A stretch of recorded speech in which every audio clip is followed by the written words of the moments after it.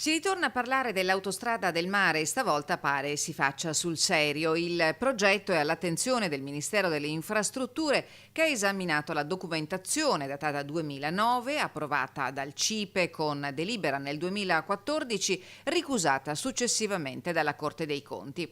La necessità di agevolare la mobilità per il litorale veneziano è indiscussa. 2 milioni di arrivi e 12 milioni di presenze sono cifre che meritano rispetto. Sull'autostrada del mare noi andiamo avanti, nel senso che peraltro abbiamo anche di recente avviato altri provvedimenti in questa direzione. L'autostrada del mare sulla carta è un progetto di finanza che prevede la realizzazione di una superstrada a pedaggio dal casello di Meolo a Jesolo. Albergatori e imprenditori la richiedono a gran voce per poter finalmente fronteggiare la concorrenza romagnola quasi ad armi pari. I sindaci di Jesolo e Cavallino, dopo l'archiviazione dell'indagine su una presunta turbativa d'asta legata alla realizzazione della Via del Mare, chiedono si faccia in fretta.